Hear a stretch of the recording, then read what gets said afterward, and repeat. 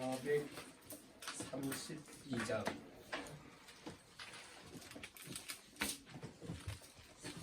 432장 그 물결이 설레는 어둠마다 저 등대의 불빛도 이미 안돼 이 풍랑의 배저 항해하는 이 작은 배 사고는 주님이라 나 두려움없네 두려움없도다 주 예수님을 깨어 계시도다 이 흉흉한 바다를 다 지나면 저 소망의 나라에 이르리라 큰 풍랑이 이 배를 위협하며 저 깊은 물 입 벌려 달려들아 이 바다에 노저 항해하는 이 작은 배 사고는 주님이라 나 두려움없네 두려움없도다 주 예수님을 깨어 계시도다 이 흉흉한 바다를 다 지나면 저 소망의 나라에 이르리라 큰 소리로 물결을 명하시면 이 바다는 고요히 잠자리라 저 동력이 환하게 밝아올 때 나 주와 함께 이 바다 건너가리 나 두려움없네 두려움없도다 주 예수님을 깨어 계시도다 이 흉흉한 바다를 다 지나면 저 소망의 나라에 이르리라 나 두려움없네 나 두려움없네 두려움없도 주 예수님을 깨어 계시도다 주 예수님을 깨어 계시도 이 흉흉한 바다를 다 지나면 저 소망의 나라에 이르리라. 묵상기도 들으심으로 수요예배를 하나님께 드리도록 하겠습니다.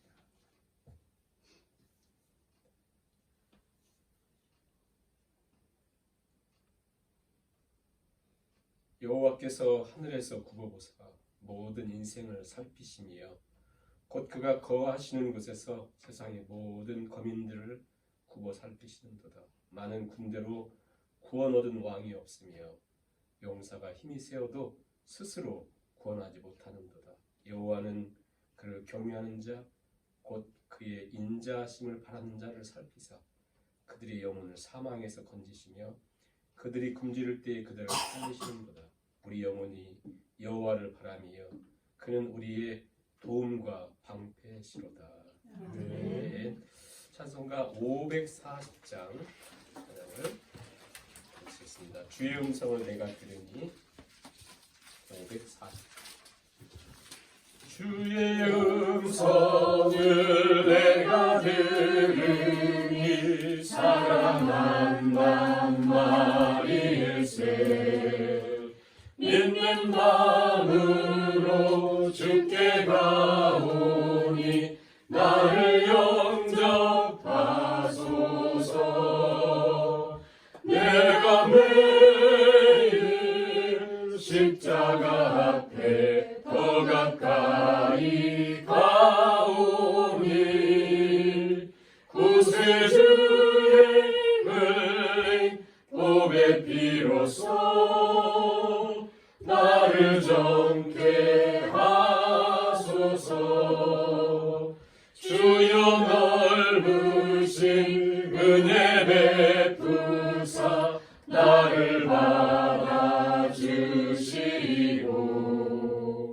나의 품은 뜻 주의 뜻같이 되게 하여 주소서.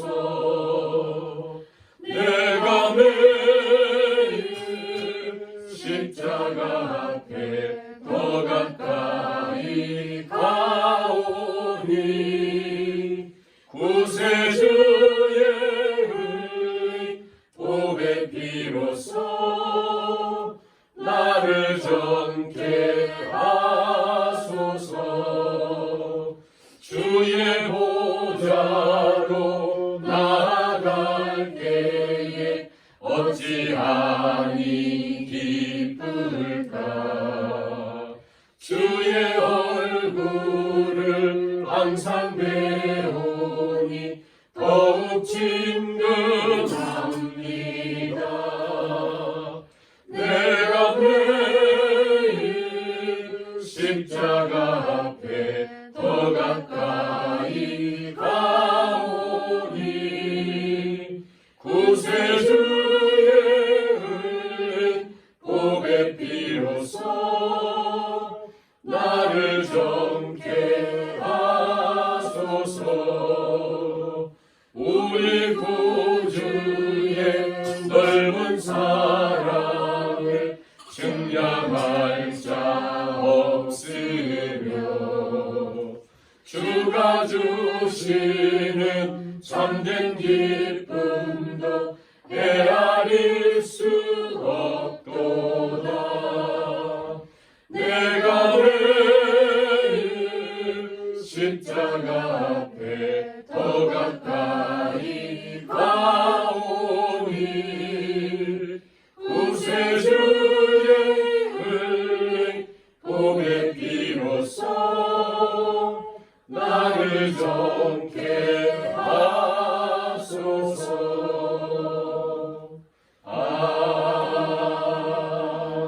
아멘. 542장 찬양하겠습니다. 구주 예수 의지하니 542장.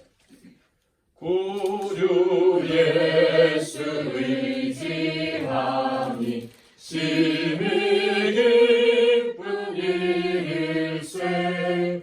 영생 허락 받았으니 의심하주 없도다.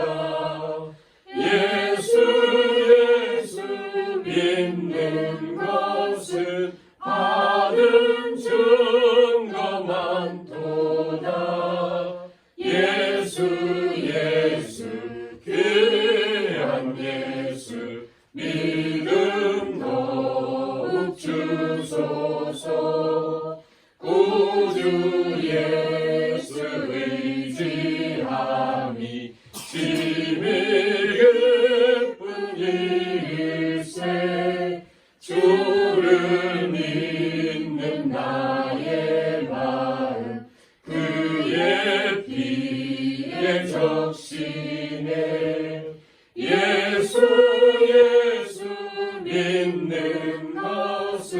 받은 증거 많도다.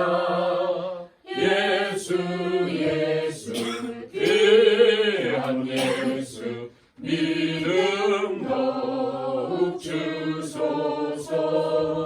구주 예수 의지하여 죄악 벗어버리네. 안위 받고 영생함을 주께 모두 얻었네. 예수 예수 믿는 것은 바른 증거 많도다. 예수 예수 귀한 예수 믿음 더욱 주소서. 구주 예수 의지하여 구원함을 얻었네. 영원 무궁지나도록 주여 함께 하소서. 예수 예수 믿는 것은 받은 증거 많도다.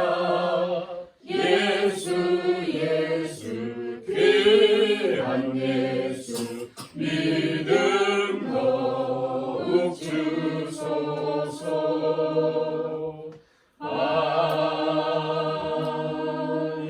아멘.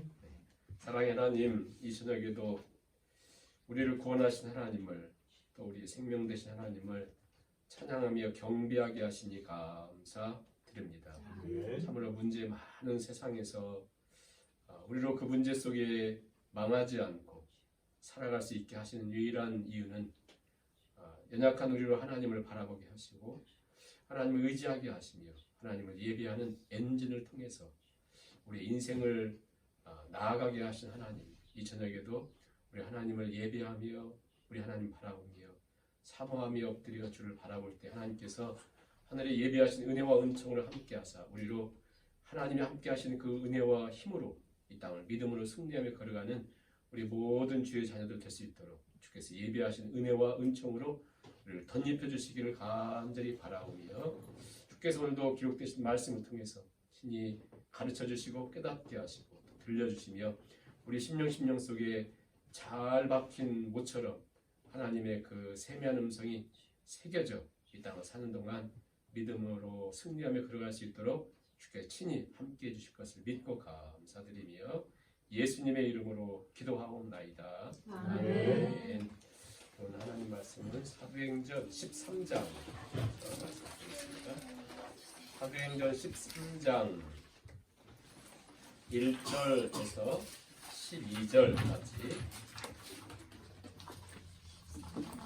사도행전 13장 1절에서 12절까지 말씀 같이 공부하시겠습니다.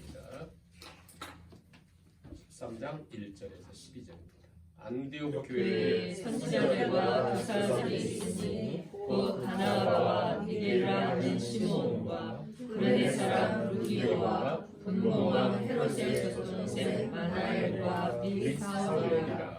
주를 섬겨 금식할 때 성령이 이르시되 내가 불러 쉬는 일을 위하여 바나바와 사울을 따라오라 하시니, 이에 금식하며 기도하고 두 사람에게 안수하여 보내니라.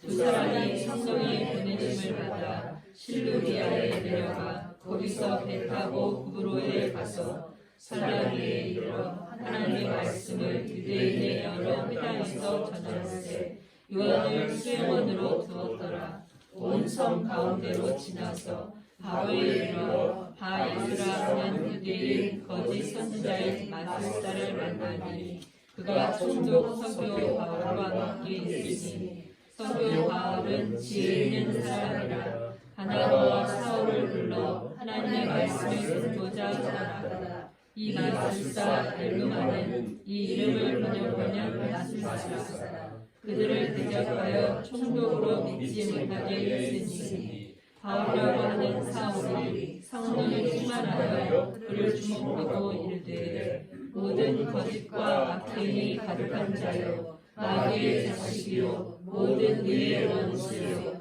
주의 바른 일을 웃게 하기를 그치지 아니하느냐. 보라 이제 주의 손이 내 위에 있으니 내가 의인이 되어 얼마나 동안 해를 놓지 못하리라 하니 즉시 안개와 어둠이 그를 덮어 인도할 사람을 두루 보았는지라. 이에 총독이 그렇게 된 것을 보고 믿으며 주의 가르치심을 놀랍게 여기니라. 아멘. 네, 오늘 저녁에는 우리가 사도행전 13장 말씀을 참고하도록 하겠습니다. 지난주에 우리가 12장, 지난 수요일날 12장 말씀을 이렇게 묵상을 했는데요. 사도행전의 분기점은 13장이에요. 1장부터 12장, 12장, 그리고 13장부터 28장. 1장부터 12장은 예루살렘을 중심으로 한, 그러니까 베드로 사도가 이제 메인이고요. 예루살렘 교회를 중심으로 한 사역. 13장부터 마지막 28장은 이제 바울 사도를 중심으로 한 이방 땅까지 복음이 증거되는 말씀인데요. 그중에 오늘 13장의 1절부터 3절은 어떻게 보면 우리가 굉장히 중요한 말씀이다라고 얘기할 수 있어요. 다 중요하지만 왜 중요하냐면 지금까지 2000년 교회 역사 가운데 제일 가장 닮고 싶은 교회, 제일 교회다운 교회라고 얘기할 때 오히려 예루살렘 모 교회보다도 이 안디옥 교회를 얘기하거든요. 근데 안디옥 교회에 대한 설명은 많지가 않아요. 그래서 이 안디옥 교회 특징이 1절부터 3절까지 짧게 나와 있는데 이 특징은 이렇게 해야 될 것 같아요. 우리 교회가 이제 닮고 배워야 될 것도 있지만 또 하나는 우리 개인이 성전이요 교회예요. 우리가 그러니까 교회인 우리가 성전인 우리가 신앙생활하면서 반드시 우리가 배워야 될 또 깨닫고 우리 마음 가운데 새겨야 될 말씀이 1절 3절에 있다. 그리고 중요한 원리들이 있는데 그걸 다 깨닫지 못해도 중요한 몇 가지 원리 우리 각자에게 주시는 하나님 말씀을 생각하면서 이 말씀 들었으면 좋겠는데요. 자, 안디옥 교회 할 때 이 교회는 어떻게 형성이 되었나 성경을 한번 통해서 보시면 11장에 나와요. 이 교회가 어떻게 생겼는지. 안디옥 교회를 우리가 생각해 봅니다. 안디옥 교회는 19절 보시면 11장 19절에 그때에 스데반의 일로 일어난 환란으로 말미암아. 자, 스데반 집사님으로 말미암아 일어났던 환란 아시죠? 스데반 집사님 설교하고 그걸 돌로 쳐 죽였어요. 그리고는 그 예루살렘에 엄청난 박해가 있어가지고 사도 외에는 다 도망갔다. 다 피신했어요. 그러니까 베드로 사도의 설교를 통해서 3,000명 회개하고 5,000명 회개하는데 그들이 다 도망갈 수밖에 없는 어마어마한 박해가 있었고, 근데 이 박해는 주로 누가 했냐면 그 유대인들, 종교 지도자들, 예루살렘의 권력을 가진 로마와 이렇게 짝해서 있는 그들이 박해를 이렇게 내렸는데, 우리가 지난주에 보신 것처럼 12장에는 헤로드 왕이 박해를 했다 이렇게 정치가가 또 박해를 했던 거 아시잖아요. 엄청난 박해를 피해서 도망간 사람들이 도망갔어요. 근데 그들이 그 얼마나 삶의 터전이 이렇게 힘들었겠어요. 이민 가도 힘든데 도망갔어요. 예수 믿는다는 것 때문에 도망가서 19절 보세요. 그 환란으로 말미암아 흩어진 자들이 베니게와 구브로와 안디옥까지 이르러 처음에는 유대인에게만 복음을 전했어요. 유대인에게만. 왜냐면 자기들 유대인 그 헬라파 유대인들이거든요. 그래서 유대인들에게 복음을 증거하다가 몇몇 사람들이 20절 보세요. 그 중에 구브로와, 이거 잘 기억하셔야 돼요. 구브로와 구레네 몇 사람이 안디옥에 이르러가지고 이방인인 헬라인에게도 복음을 증거했다. 그러면서 복음을 증거했던 주의 손이 함께함에 많은 사람들이 죽게 돌아와서 자 이들이 어떤 모임을 형성을 한 거예요. 자, 그럼 다시 설명해보자면 자 여기 예루살렘에 모 교회가 있어요. 모 교회가 있었는데 가서 전도회를 안 해요. 그러니까 박해가 일어나자 막 도망쳐오다가 구브로 안디옥까지 이르러서 이제 유대인들에게 복음을 증가하다가 이렇게 구브로와 구레네 몇 사람, 즉 흑인 이상한 이런 사람들이 안디옥에 이르러서 헬라 사람들에게 이방인에게 복음을 증가하면서 그들이 어떤 유대인 이방인 형성을 다 하니까 예루살렘 교회에서 사도들이 그 얘기를 듣고 바나바를 파송을 해요. 바나바가 아마 이 안디옥 교회에 세운 사람 아니지만 바나바는 구브로 사람이고 레위인인데 즉 어떤 신학을 한 사람이에요. 그래서 이 파송을 받아서 가르치면서 이 바나바가 저기 쭈그리하게 저기 이렇게 구석에 이렇게 있는 사울을 찾아가서 데려와가지고 바울이죠. 그러니까 그 다들 무서워하니까 바나바가 가서 데려와가지고 안디옥 교회에서 1년 동안 가르쳐요. 가르칩니다. 25절 보세요. 11장 25절 보세요. 바나바가 사울을 찾으러 다소에 가서 만남의 안디옥에 데리고 와서 둘이 교회에 1년간 가르쳤더니 비로소 안디옥에서 그리스도인이라 일컬을 받아. 즉 우리가 크리스찬이라고 하잖아요. 그리스도인이라는 말이 언제 제일 먼저 쓰게 됐냐면 안디옥에서. 언제 안디옥에서 시작됐냐면 바나바가 파송받고 저기 다소에 있는 사울을 데리고 와서 우리 같이 사역하자 하면서 1년 동안 성경 공부를 한 다음에 사람들이 이 사람들이 그리스도인이구나 이랬다는 거예요. 그리스도인, 크리스찬이라고 하는 것은 크라이스트에다가 IAN을 붙이잖아요. 즉 예수님을 닮은 사람들, 예수님이 생각나는 사람들, 예수님만 말하는 사람들. 그래 크리스찬이라 그래요. 크리스찬. 처음으로 그리스도의 이름을 붙였어요. 자, 붙인 다음에 이제 이 안디옥 교회가 되니까 우리가 생각할 때 한 2, 3년밖에 안 지나요. 그러니까 교회가 보세요. 이 안디옥이라고 하는 곳은, 안디옥이라고 하는 지역은 로마 하면 그 당시 세계를 지배하고 있는 로마의 3대 도시 하면 로마, 알렉산드리아, 안디옥. 굉장히 큰 지역이에요. 안디옥. 굉장히 사치스럽고 돈이 많은 지역이었는데 이곳에 이렇게 소수의 사람들이 피신해 온 사람들이 즉 피난민들이 모여가지고 세운 교회가 안디옥 교회다. 예루살렘보다 크지 않고 작은 교회고 이 교회는 안디옥 교회는 사도들이 있었던 것도 아니고 무슨 7 지사님 그 유명한 사람들이 있는 것이 아니라 아무튼 여러 사람들이 막 이렇게 짬뽕으로 모이는 곳이 이 안디옥 교회예요. 안디옥 교회. 자, 안디옥 교회가 그 지도자 이제 특징이 이제 1절부터 3절에 나와 있는데 오늘 읽은 말씀 이 말씀이요. 우리 신앙생활 원리도 굉장히 중요합니다. 자, 1절 보세요. 1절 보시면 13장 1절 안디옥 교회에 선지자들과 교사들이 있으니 바나바, 니게르라고 하는 시므온, 구레네 사람 루기오, 분봉왕 헤로드 젖동생 마나엘 및 사울이라. 자, 5명의 지도자를 얘기합니다.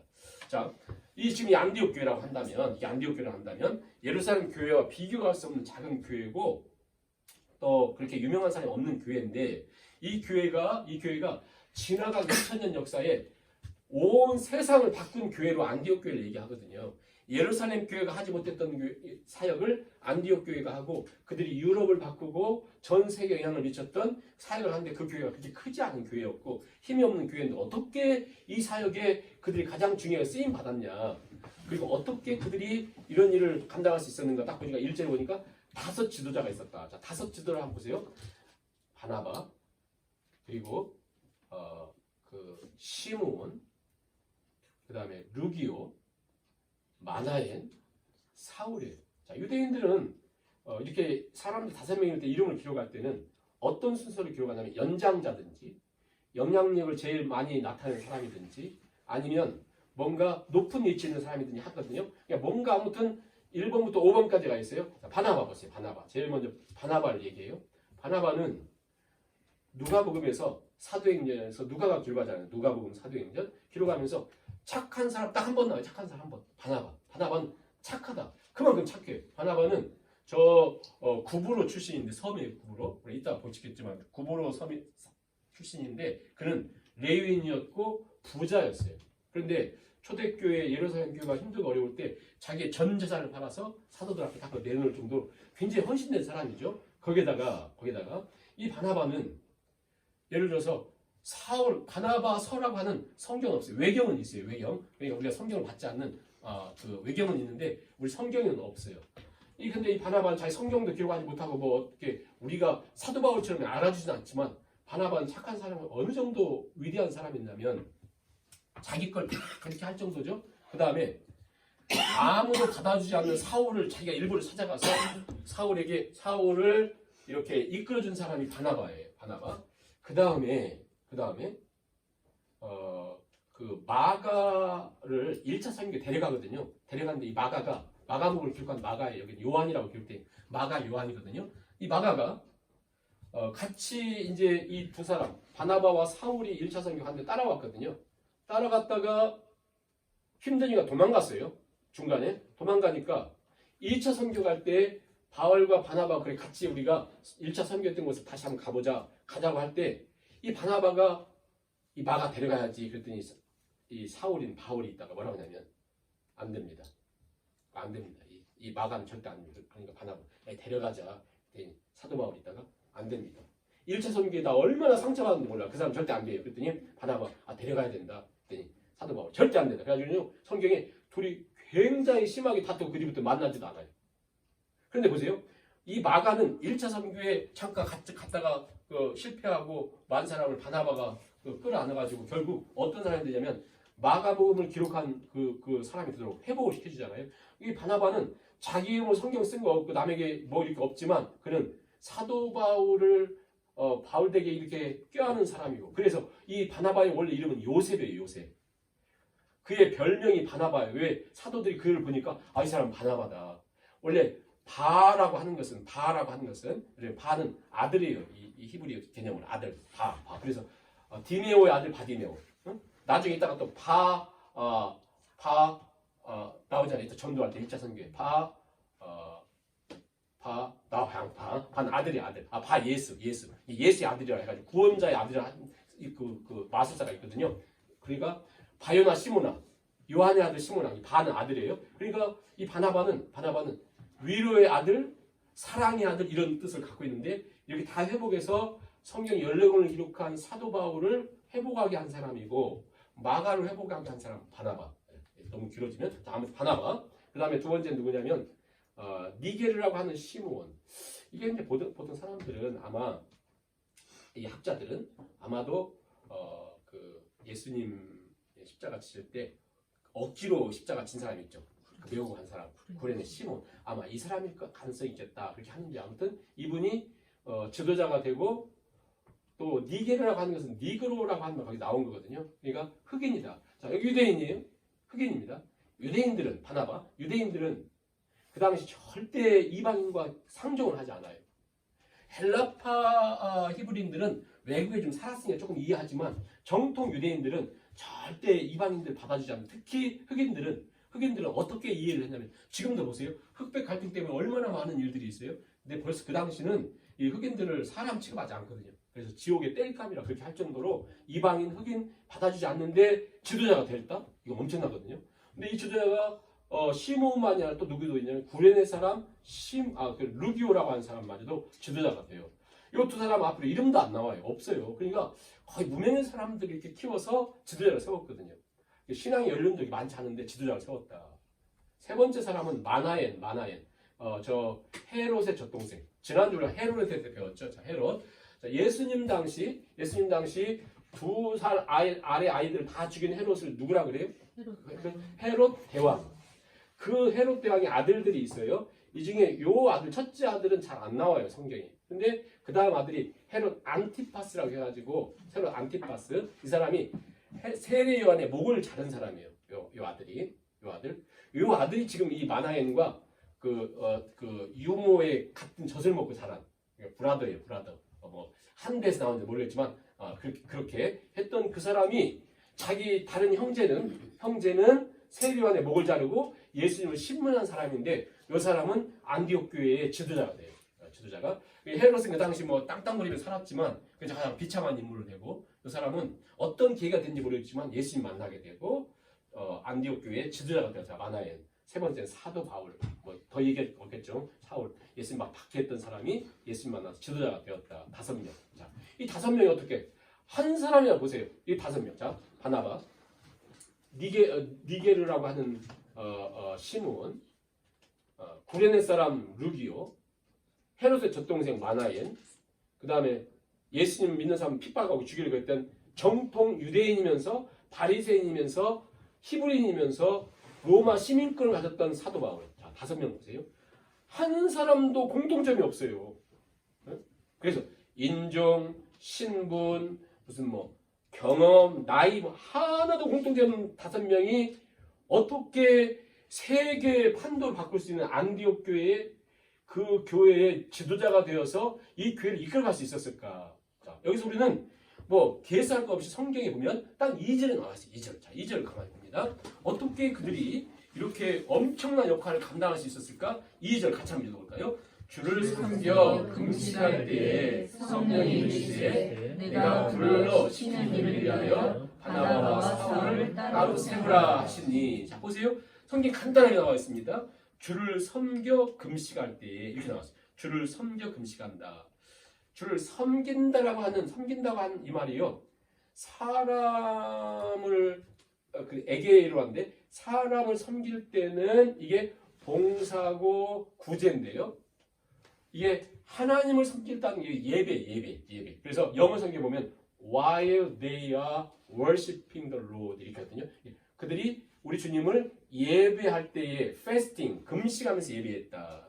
자, 그러니까 그들이 피난했던 사람들이 도망쳐 나와가지고 안디옥 교회를 형성하면서, 제가 시간이 없어서 말씀 안 드렸지만 11장, 12장에 가만히 보면 이 교회가 모교회인 예루살렘 교회가 힘들다는 얘기를 듣고 그들이 부조를 보냈어요. 부조를. 그러니까 그만큼 이렇게 벅차게 사역을 감당할 수 있었던 것이 뭐냐면 그들은 가장 중요하게 주를 섬겨 금식할 때, 그러니까 하나님을 그들은 예배하는 것을 가장 중요하게 일본 삼았다. 그들은 예배하면서 이런 어떤 갈등의 문제를 해결했다는 거예요. 갈등의 문제를 예배하되 그냥 예배드렸다가 아니라 왜 금식을 했겠어요?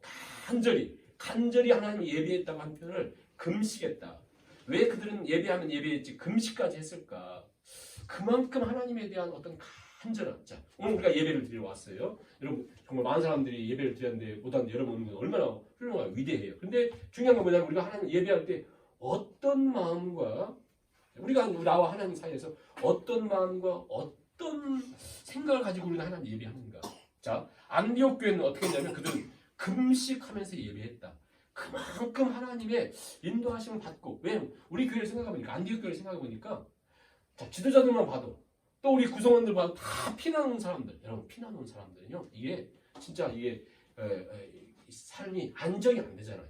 그러니까 굉장히 힘들고 어려운 상황이면 이민교회도 힘든데 피난 와가지고 있는 것이 얼마나 힘들었어요. 그러니까 그들은 금식하면서 하나님의 음성을 들으려고 하나님 인도하심을 구하려고 간절하게 사모했다는 거예요. 제가 이제 처음 신학교 가가지고 여러 번 말씀드렸지만 저는 가장 도전을 받았던 것이 청교도 신학에서 제가 막 처음으로 청교도 신학을 배우면서 너무 그 어린 나이에 너무 큰 충격을 받은 거예요. 왜냐하면 청교도 신앙과 청교도 신학과 뭐 그 유명한 리차드 베스트라든가 어떤 그 신앙인들 보면요, 그 당시 그들은 저 영국에서 살 수 있는데 오직 믿음, 예배, 하나님을 예배하기 위해서 그들이 그 도망쳐 나오잖아요. 메이플라워를 타고 102명이 살았는데 그들은 오면서도 또 도착해서도 기아와 갈등과 산 여러 가지 아무튼 모든 상황이 힘들었거든요. 힘들 때 그들이 살 수 있었던 이유를 뭐라고 계속 후손들이 가르치면서 한다면 우리가 그 모든 갈등과 문제와 기아와 죽음과 그 모든 것들을 통해서 이길 수 있었던 것은 오직 한 가지, 우리에게 엔진이 있었기 때문에 엔진. 배도 엔진이 있어야 막 이렇게 엔진 살아야 배가 항해할 수 있잖아요. 엔진 때문에 사는 그 엔진이 우리가 하나님을 향한 예배였다. 예? 그 지금도 그 나와 있잖아요. 그 메사추세츠 같은 거 보면 그들이 남겨둔 유물들 같은 거 있잖아요. 그들 하나님 예배하는데 하나님 어느 정도 예배냐면 우리가 하나님 예배해야 산다. 예배를 통해서 우리가 하나님의 음성을 듣고 하나님이 힘주지 않으면 못 산다는 것을 계속, 한마디로 청교도인들도 그렇고 안디옥 교회도 그렇고 교회마다 영향을 미쳤던 교회들은 다 목숨 걸었다. 예배에. 자, 오늘 우리가 우리 삶 속에 한번 돌아보는 거예요. 예배에 목숨 건 그들의 모든 문제들을 이 예배를 통해서 회복이 됐는데, 안디옥 교회도 어떻게 이 많은 문제들을 있었는데 그들이 이 모든 걸 뚫고 갈 수 있었는가? 그들은 금식하면서 하나님을 예배하고 하나님의 인도하심을 사모했다. 금식하면서.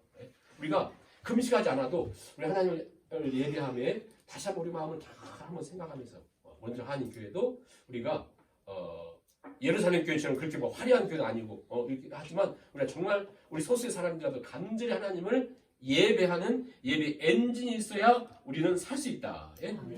갖고 걸어갔으면 좋겠고요. 그래야 예배 엔진이 살아야 하나님 인도하심을 경험할 수 있기 때문에. 자, 그러면서 아무튼 간절히 하나님을 금식하며 예배할 때에 성령께서 가르쳐 주셔요. 자, 뭐라고? 왜냐하면 이 안디옥 교회는 선교라는 꿈도 안 꿔봤어요. 예루살렘 교회도 꿈도 안 꿨는데 박해가 있으니까 흩어졌잖아요. 흩어져서 여기까지 왔는데 그들이 무슨 선교에 대한 계획을 갖겠습니까? 꿈도 못 꾸죠. 응? 근데 그러고 있을 때 성령께서 2절 보세요. 성령이 이르시되 내가 불러 시키는 일을 위하여 바나바와 사울을 따로 세우라. 내가 불러 시키는 일을 위하여 바나바와 사울을 따로 세우라. 제가 영어 성경으로 제가 한번 읽어드려볼게요.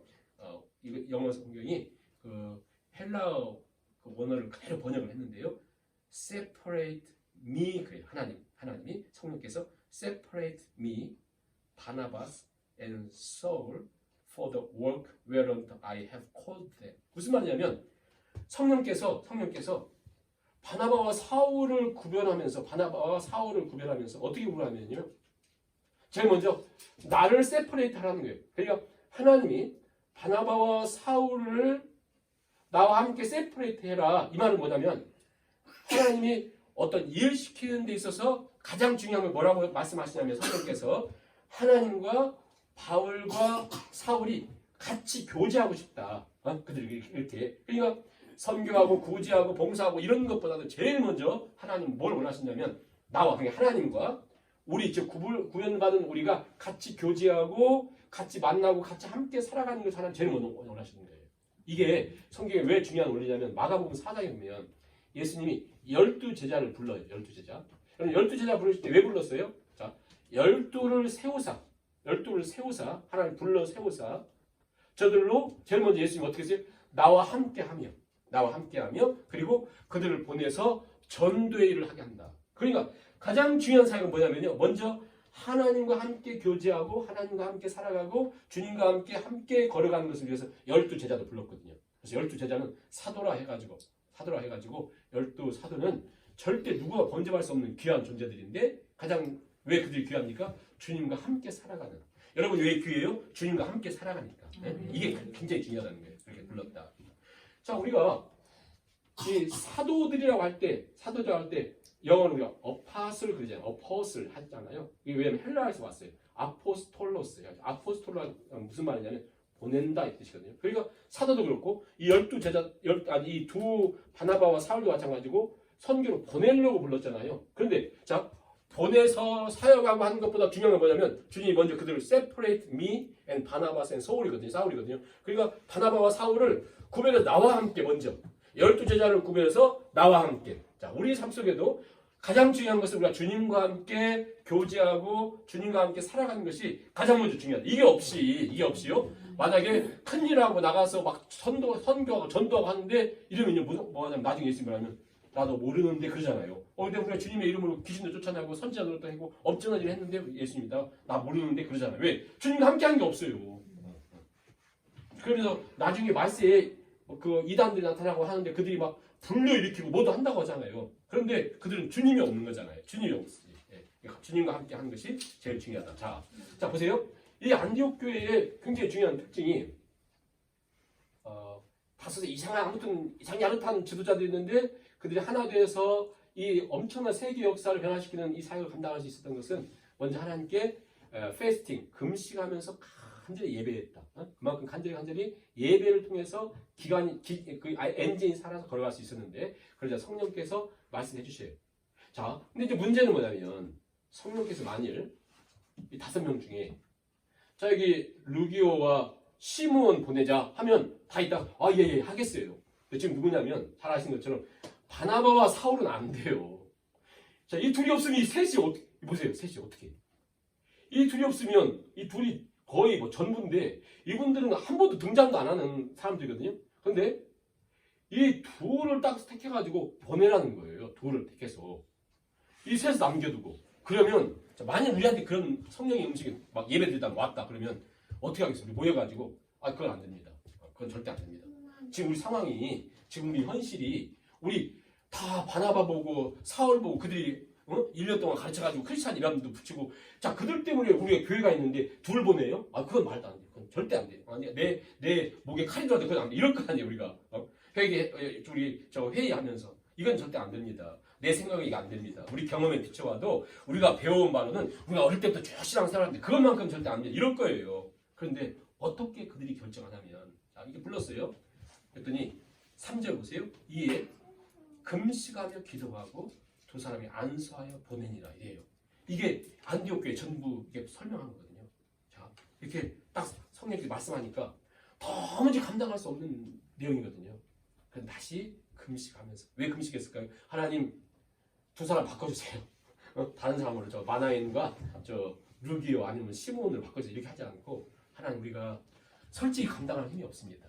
도무지 그러면 우리는 어떻게 할 수가 없습니다. 하나님 그런 하나님 말씀에 순종할 수 있는 힘을 주시고 또 그들 보내고도 요 세 분으로도 우리 교회가 걸어갈 수 있는 은혜를 주시고 그러니까 그들은 금식과 기도가 거의 이 교회에 이 안디옥 교회의 모든 이 일에 거의 전부라 이렇게 할 수 있는 것 같아요. 금식하며 기도하고 또 금식하며 예배하고 금식하며 기도하고 보내고 금식하며 예배하며 성령의 음성을 듣고 해서 이렇게 보내잖아요. 야, 참 이게 신앙생활하면서 이게 얼마나 중요한가를 깨닫는데요. 마지막 3절 끝에 보세요. 그들이 두 사람을 안수하고 보내니라 그래요. 보냈다. 이게 보내지만 이게 보냈어요. 보냈는데 우리는 보낼 때 send 그러잖아요. 그래서 우리 영어 성경에 보니까 무슨 뭐 send off 이렇게 써 있더라고요. 그런데 헬라어는 뭐냐면 아폴리오라고 하죠. 아폴리오라는 뭐냐면 묶여 있는 걸 풀어주는 거거든요. 그러니까 여기서 보냈다는 얘기는 뭐냐면 도무지 보낼 수 없는 거예요. 인간적으로. 네? 여기 묶어가지고 왜 다 모인 사람들 이 사람들 때문인데 이 둘은 못 보내요. 그러니까 그들이 너무 자기들 안에서 이것만큼 안 됐는데 금식하며 기도하면서 하나님 이거 우리가 도무지 안 되는데 하면서 이것을 풀어놓아 준 거예요. 절대 쉽지 않은. 네. 왜? 이게 하나님께서 원하시는 것이기 때문에 오늘 우리가 하나님을 섬기는 것도 그런 것 같아요. 우리가 그냥 이 사람들 보내고 이 사람들 되고 이게 아니라 진짜 안 되는 그런 상황에서 이렇게 보내주는. 그래서 이제 4절부터 오늘 읽은 끝에는요 1차 선교가 나옵니다. 자, 1차 선교 보세요. 사도 바울이 실은 4차 선교를 해요. 1, 2, 3, 4차 선교. 그런데 4차 선교가 잘 안 나와요 성경에. 그리고 이제 사도 바울 다니면서 했다 이렇게 나오고 보통 1차, 2차, 3차 선교를 합니다. 사도 바울이 1차, 2차, 3차. 1차는 몇 년 동안 하면 일식만 플러스 하세요. 보통 한 약 2년 사역. 2차는 약 3년 사역. 3차는 약 4년 사역을 해요. 근데 1차는 성령께서 놀랍게 그들 선교지를 인도하시는데 오늘 읽은 말씀 보면 구브로라고 하는 섬을 선교해요. 구브로라는 섬. 이 구브로라고 하는 것은 그 예루살렘에서 배를 타고 섬으로 가는데 이 구브로는 여러분들 그 인터넷이라든가 이 사진을 보시면 이 구브로가 꼭 물고기 모양 같이 생겼어요. 그래서 입 모양은 서쪽이고 꼬리 모양은 이 동쪽이에요. 그래서 이 동쪽으로 도착했더니 여기서 이제 살람이라고 하는 것이 이 구브로 섬에 이제 배 타고 도착하는 거예요. 살람이 여기서 이제 그 회당에서 아무튼 사도 바울의 사역은 대부분 자기가 유대인이니까 이방인의 사역도임에도 불구하고 대부분 처음에는 이 회당 중심에서 설교를 했어요. 복음을 전했어요. 회당에서 복음을 증거하다가 매 맞고 막 때리다가 결국은 이방인들 전하고 가서 회당 중심 하다가 또 그들이 매 맞고 때 맞으면 또 이방인 전하고 그래서 나중에는 내가 발을 떨어버리고 이제는 유대인에게 안전한다고 이제 이방인에게 하거든요. 하나님이 사도 바울 이방인 그 사도를 세웠으니까. 그런데 아무튼 이게 1차 선교는 이곳에서 살라미에서 이제 그 회당에서 하다가 요 서쪽인 바보라고 하는 곳에 갔어요. 바보. 이 바보라고 하는 것은 그냥 바보가 아니라 이게 영어로는 파푸스예요. 파푸스. 파푸스라고 하는 그 도시가 여기가 이 구브로의 이 섬의 수도예요. 수도. 파푸스. 여기에 누가 있냐면 총독이 요 구브로라고 하는 섬의 제1인자죠. 최고의 권력자인 그 서기오 바울이라는 사람을 만나 복음을 증가하는 내용인데요. 자, 그렇게 갑니다. 자, 보시면 제가 설명한 말씀 좀 보시면 이제 그 1차 선교에 처음 4절에 두 사람이 성령의 보내심을 받고 가죠. 그다음에 5절에 보면 살람에 이르러 제일 동쪽에 이르러 하나님 말씀을 회당에서 전할 때 요한 이게 사도 요한이거든요. 사도 요한은 잘 기록도 안 해요. 두 사람 하고 사도 요한이 아니라 이 마가 요한은 그냥 수행원처럼 왔다 이렇게만 기록하죠.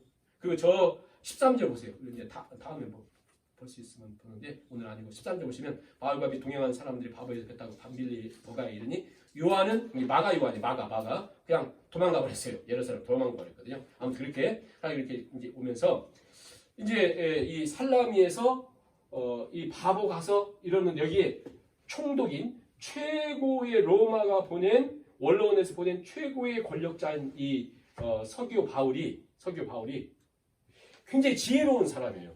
그래서 이 사람이 바나바와 사울을 초대해 가지고 말씀을 들어요. 말씀을 들으려고 하는데 이때 방해 세력이 딱 생겼습니다. 왜 이 사실을 자세하게 기록하냐면 앞으로 복음이 증거되는 데는 반드시 방해와 박해와 환란이 있는데 계속해서 있어요. 왜 그러냐면 여러분들 한번 생각해 보면 이거 우리가 기본적으로 기독교 흐름을 이해를 해야 돼요. 왜냐하면 보세요. 복음서 마태, 마가, 누가, 요한 복음서에 보면 복음이라고 하는 것은 복음이라고 하는 유한겔리온 즉 예수 그리스도 그분이 복음이다. 가장 기쁜 소식이다. 예수 그리스도가 우리를 구원하시러 오셨다. 소식이다. 그런데 이게 복음서인데 예수 그리스도가 복음인데 이 복음이 그냥 갑자기 복음이라고 한 것이 아니라 이 당시는 로마가 지배하고 있는 시대 속에서 이 신학성이 기록되잖아요.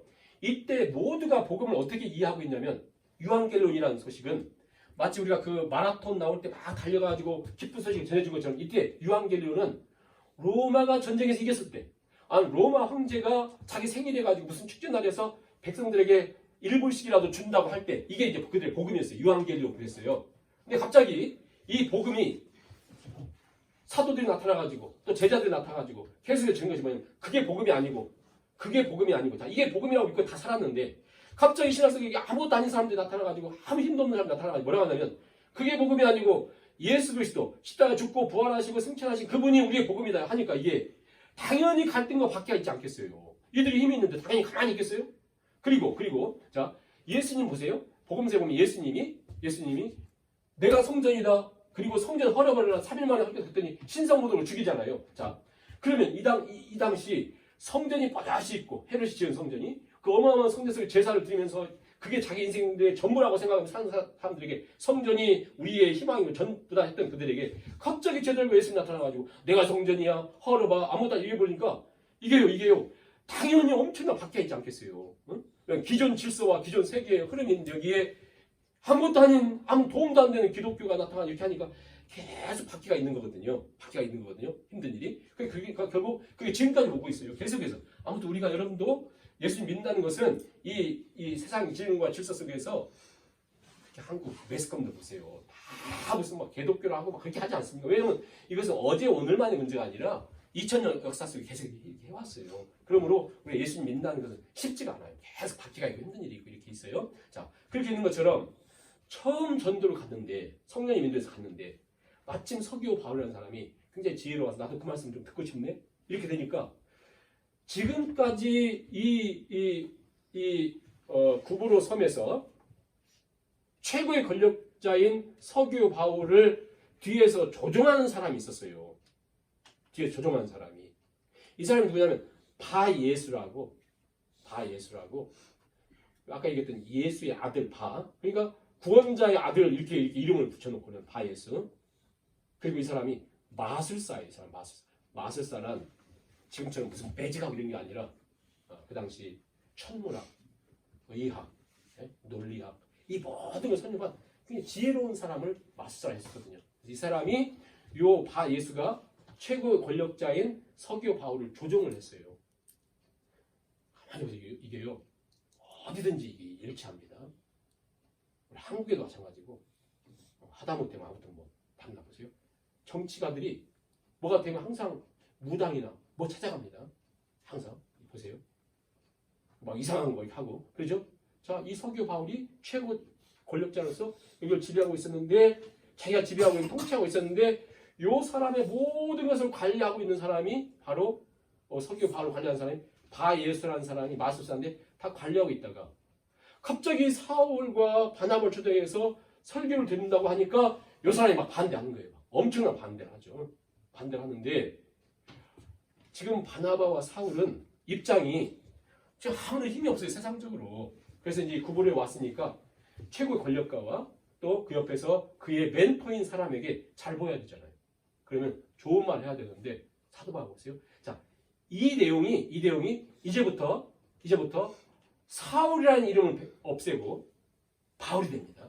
그리고 이 순간부터 더 이상 바나바가 리드를 하지 않고 사도 바울이 됩니다. 바울이 굉장히 희한해요. 이게 아무튼 여러분들 어떤 뭐 자료들 찾아보세요. 왜 그런지 모르겠지만 확 바뀌어요. 이 순간부터. 왜 이 순간부터 바뀌냐면 아무튼 이 순간부터 바뀌어요. 자, 바뀐 그 내용을 제가 설명해 볼게요.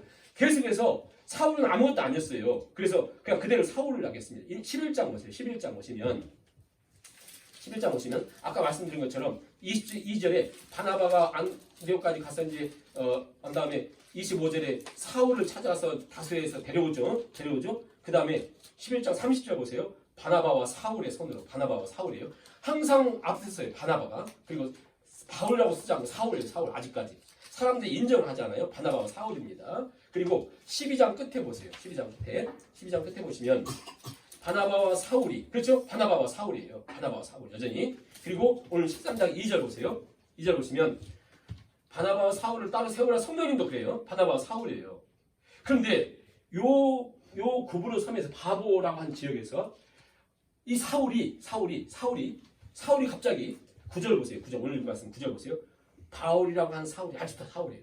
바울이라고 하는 사울이 성령으로 말미암아 성령의 시각으로 누구를 보냐면 요 서기오 바울이라고 하는 사람 총독을 로마 총독 최고의 권력자를 뒤에서 관리하고 있는 요 바예수라고 하는 이 사람은 멘토거든요. 지혜자거든요. 굉장히 권력자거든요. 요 총독을 지배한 사람이니까 모든 걸 그러니까 요 지금까지 사울을 만나기 전까지 요 섬의 모든 행정이나 지혜나 이런 것은 다 이 바예수가 딱 뒤에 다 했어요. 그리고 어떤 사람도 이게 잘못됐다거나 문제 있다거나 이게 무슨 뭐 속였다거나 이런 거 한 번도 깨닫는 사람도 없고 바예수라는 사람도 이 마술사도 이게 진짜인 줄 알았어요. 다 그렇게 막 알았어요. 근데 갑자기 사울이라는 사람 딱 나타나더니 야 내가 성령의 시각을 보니까 이래요. 너 훌륭한데 지혜로운데 똑똑한데 잘생겼는데 이렇게 하지 않고 성령의 시각으로 얼마나 무섭게 얘기했나 보세요. 이게 여러분들이 그렇게 할 수 있겠어요? 만약에 그게 성령께 깨닫게 해줘도 너무 무섭게 요 바예수라는 사람 딱 보더니 이 사울이 이렇게 얘기합니다. 같이 한번 읽어보겠습니다. 그 사람 쳐다본 다음에 10절 시작. 이르되 모든 거짓과 악행이 가득한 자요 마귀의 자식이요 모든 의의 원수요 주의 가는 길을 굽게 하기를 그치지 아니하겠느냐. 보세요. 너는 넌 모든 게 거짓이야. 그리고 너는 악행이 가득했고 너 마귀의 자식이야. 모든 의의 네가 원수다. 너 이렇게 바른 길 다 굽게 해. 보세요. 이게 여러분 이게 남 얘기니까 그런 게 나한테 누가 딱 얘기했어요. 너 모든 거짓이고 넌 악행을 가득 찼고 너 마귀의 자식이고 그것도 힘이 없는 뭐 나 같은 사람이 그러면 그래야 되지 않겠지만 지금 이 구브라고 하는 섬에 총독 로마가 보낸 가장 권린 그 힘 있는 사람을 딱 뒤에서 하고 있는 그 사람한테 이렇게 하겠어요? 넌 모든 거짓과 악행이 가득하고 마귀의 자식이고 모든 의 원수고 너는 주의 길을 왜 네가 다 굽게 하느냐? 너 그거 그렇지 않아? 막 이런단 말이에요. 그랬더니 너 이제부터 네가 메인 될 것이다. 그랬더니 갑자기 안개 어둠이 다 그를 덮어가지고 맹인이 되버리거든요. 자, 이게 처음 1차 선교에서 있었던 일입니다.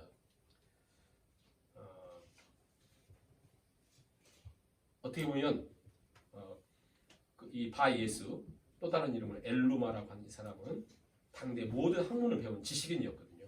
총독의 자문을 할 만큼 지혜로운 사람이었고 그 도를 통치할 만큼 굉장히 뛰어난 사람임에도 불구하고 자기도 속고 모두가 속고 이렇게 속아 살았었죠.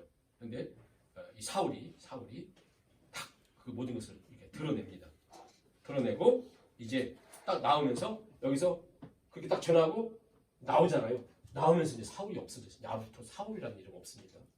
보세요. 13절 보세요. 뭐가 바뀌었냐. 지금까지 바울과 사울 이랬는데 이제는 13절에 바울과 및 동행하는 사람. 이제 바울이 앞장서고요.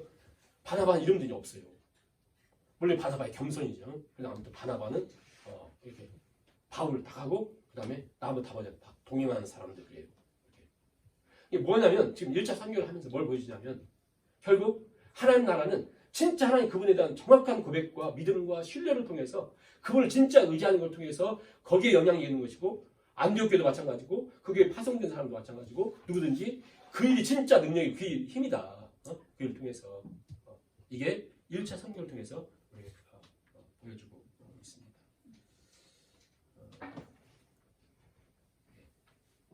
여기까지 13장 하고 우리 한번 눈을 감고 찬양하면서 구원하심이 보좌에 앉으신 우리 하나님과 어린 양께 있도다 한번 찬양을 같이 한번 드리시고 구원하심이 보좌에 앉으신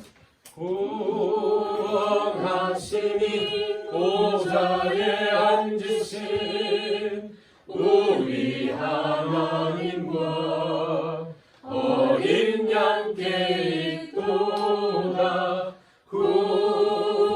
구원하심이 보좌에 앉으신 우리 하나님과 어린 양께 있도다. 다시 한번 구원하심이 보좌에 앉으신 우리 하나님과 어린 양께 있도다 구원하심이 보좌에 앉으신 우리 하나님과 어린 양께 있도다. 이 시간 같이 기도하시면서 진짜 영향력을 미쳐야 될 것은 예루살렘 교회 힘있고 권력있고 모든 것이 있었던 교회. 그러나 그 교회가 세상을 변화시킨 교회가 아니고 역사도 얼마 안 된 안디옥 교회, 예루살렘 교회보다 훨씬 적은 교회예요. 12사도나 유명 7집사나 유명한 사람도 없는 그런 교회를 통해서 1세기 세상을 바꾸는데 사용됐던 안디옥 교회를 우리가 보니까 그들은 지도자도 다 아무튼 이런 사람에도 불구하고 예배에 간절히 최선을 다한 예배의 엔진 살아있는 예배의 목숨을 마치 청교도 교회처럼 그렇게 지내고 그리고 성령의 음성이 있었고 그 음성을 듣고 순종하며 걸어갔던 것처럼 그리고 그걸 통해서 그 말씀을 그대로 따랐던 사울을 통해서 이제 하나님의 놀라운 역사를 진행하는 것을 통해서 하나님께도 이런 믿음 또 예배로 살아있는 교회가 될 수 있도록 또 우리의 각자가 될 수 있도록 함께 사업을 기도하시고 주기도문으로 수요일을 마치겠습니다. 사랑의 하나님 감사합니다. 미션에게 413장 말씀을 통해서 안디옥 교회 하나님 아버지 세우시면 또 이제 지도자가 되고 또 리더가 되고 일할 수 있습니다. 아버지께서 기도하시자 우리가 하나님 못해서 하나님 아버지 고맙습니다. 다시 한번 하나님 기도 김대혁 교회 세상을 바꿨던 교회의 모델을 하나님 아버지 시간을 멈추지 않게 하시고 10년 가운데 그 은혜가 흘러서 믿음으로 하나가 된 것입니다. 하나님 아버지 엔진 꺼져 있는 상태에 머물러 있지 않게 하여 주옵소서. 또 하나님께서 바알과 사울을 구별하시되 하나님 성령님과 함께 먼저 교제하는 가장 먼저 전시하며 세우셨던 것처럼 기도합니다. 하나님 아버지 그러한 은혜로 걸어가는 교회가 될 수 있도록 주께서 함께 하시고 불러주시옵소서. 살리시고 일으켜주시고 들으시고 간절히 소원합니다. 하나님 아버지 기도합니다. 교회가 이 시간에 그 주님을 섬기는 것처럼 주님을 섬기는 것이 예배가 주님을 섬기는 것입니다. 아버지 하나님 예배가 제가 드리는 예배가 우리 주님을 섬기는 그런 예배가 되고 나옵니다. 아버지 하나님 교회가 하나님 예배하며 주님을 섬기며 주님을 제하며 주님을 공사하는 것입니다. 주께 공사하는 예배 또 제하며 간절한 바라고 의지하며 사모하는 일 될 수 있게 원합니다. 하나님 아버지 그를 살렸던 것처럼 아버지 통해서 우리가 하나님 심령이 살면 주께서 살리시고 믿고 참는 말씀이 우리 가운데 새겨져 진정한 일을 통해서 하나님 나라가 그를 통해서 다시 한번 아버지 하나님 받을 수 있는 주여 우리에게 말씀해 아버지 하나님 또 익히고 뜨는 하나님 될수 있도록 하나님 아버지 함께해 주시기 소원합니다. 아버지 하나님 기도합니다. 제 기도가 온전히 사랑합니다. 주여 함께해 주시고 역사하여 주시옵소서.